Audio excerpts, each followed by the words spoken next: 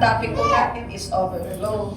Ngayon po, ang ating title is Ang Umaapaw na Pag-ibig. Sa English po, the overflow of love. Wow. Pag-ibig.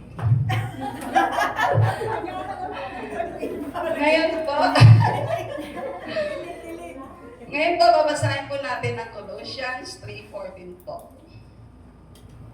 At higit sa lahat, taglayin ninyo ang pagmamahalan na siyang nagbubuklod sa lahat sa ganap na pagkakaisa.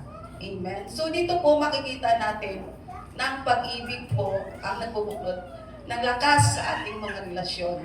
Kapag po inuuna natin ang pag-ibig, nagkakaroon po tayo ng pagkakasundo, pagkakaisa, at hayaan natin na umapaw ito habang nagkakaisa tayo. Nagkakaisa tayo sa isa't isa sa ganap na pagkakaisa.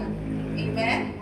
So, sa pangalawang verse po natin, sa Roma 5:5 po.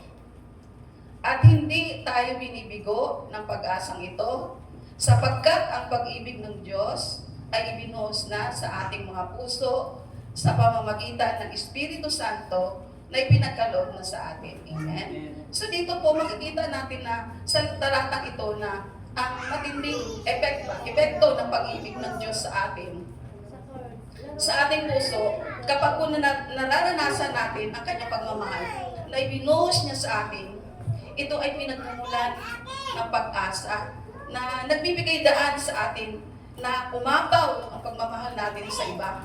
Amen? So last verse po, sa John 13, verse 13, 34-35 po. Isang bagong utos ang ibinigay ko sa inyo. Ngayon, magmahalan kayo sa 35 po. Kung kayo ay may pagmamahal sa isa't isa, makikilala ng lahat na kayo ay mga alagad ko. Amen? So dito po, inuutusan po tayo ng Panginoong Hesus na ibigin ang isa't isa tulad ng pag-ibig niya sa atin. Ito ang tanda ng tunay na pagiging disipulo bilang tagasunod natin, tagasunod tayo. At ang ating labis-labis na pagmamahal ay mapapakita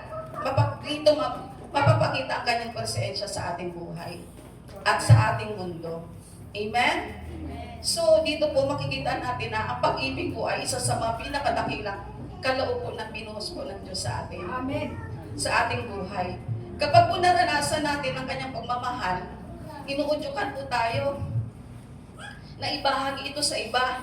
Amen? So nagbibigay na labis na kabutihan, kabaitan, at higit sa lahat habag sa ating kapwa. So ang pagmamahal po natin sa iba ay naging salamin ng pagmamahal natin sa atin. Ang pagmamahal niya sa atin, nagiging salamin tayo sa pagmamahal niya sa atin. So habang tinatanggap po natin ang pagmamahal na ito, lalong lumalalim ang ating kaugnayan sa Diyos. Amen? At sa mga nakapaligid sa atin. At hayaan natin ito ang umapaw sa ating puso sa kanyang pagmamahal na ito.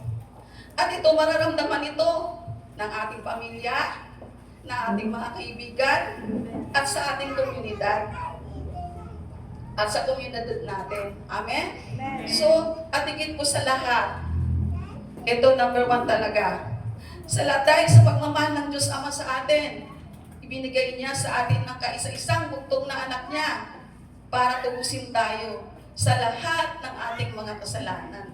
Amen? So, yun lamang po ang maiksing mensahe ko sa umagang ito ng Panginoon. So, salamat sa Diyos. Glory to God.